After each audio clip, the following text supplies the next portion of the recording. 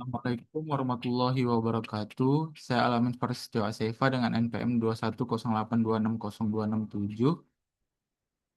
Baiklah, saya akan mempresentasikan hasil tugas saya pada blok endokrin tentang diabetes mellitus.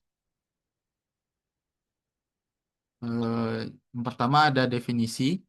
Diabetes mellitus adalah kelompok gangguan metabolik yang ditandai oleh hiperglikemi kronis akibat gangguan sekresi insulin, kerja insulin atau keduanya. Lalu ada etiologi. Yang pertama ada genetik, predisposisi keluarga, polimorfisme gen, HLA, gen insulin, dan GLUT4. Lalu ada lingkungan, pola makan tinggi kalori, obesitas, kurang aktivitas fisik. Lalu ada autoimun, kerusakan sel beta pankreas, yaitu penyebab DM tipe 1. Lalu ada etiologi sekunder, akibat penyakit lain, pankreatitis, kanker pankreas, atau obat glukokortikoid, tiazid, antipsikotik atipikal. Lalu untuk patofisiologinya, yang DM tipe 1, reaksi autoimun menghancurkan sel beta pankreas yang menyebabkan defisiensi insulin absolut. Lalu akibatnya glukosa tidak masuk sel, terjadi hiperglikemi. Tubuh menggunakan lemak lalu terjadinya ketonemia dan ketoasidosis. Lalu ada DM tipe 2, resistensi insulin di otot, hati, dan jaringan adipos. Sel beta awalnya meningkatkan sekresi insulin, hiperinsulinemia, lama-lama mengalami kelelahan sehingga terjadi defisiensi relatif insulin mengakibatkan hiperglikemi kronis. Lalu untuk klasifikasi DM, ada DM tipe 1 yang disebabkan oleh autoimun atau idiopatik. Lalu ada DM tipe 2, resistensi insulin dan defisiensi relatif insulin.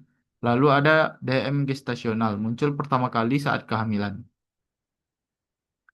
Lalu ada untuk faktor risikonya, ada DM tipe 1, riwayat keluarga, faktor genetik, infeksi virus atau autoimun. Lalu ada DM tipe 2, usia lebih dari 45 tahun, ada obesitas, indeks massa tubuhnya di atas dari 25 kilo, lingkar perut lebih dari 90 cm untuk yang pria, untuk yang wanitanya di atas 80 cm. Lalu ada riwayat keluarga DM, riwayat DM gestasional, dislipidemia, hipertensi, kurang aktivitas fisik, riwayat penyakit kardiovaskular. Lalu untuk manifestasi klinisnya, yang pertama gejala klasik, poliuria, polidipsi, polifagi, penurunan berat badan tanpa sebab. Gejala lainnya bisa cepat lelah, penglihatan kabur, luka sulit sembuh, infeksi berulang. Pada DM tipe 2 sering asimptomatik dan ditemukan saat pemeriksaan rutin. Lalu untuk tata laksananya, yang pertama ada DM tipe 1, yaitu yang pertama terapi utama insulin. Itu ada insulin glargin atau basal 0,2 sampai 0,4 unit per kilogram per hari. Lalu ada insulin lispro, aspart, prandial, dosis sesuai jumlah karbohidrat.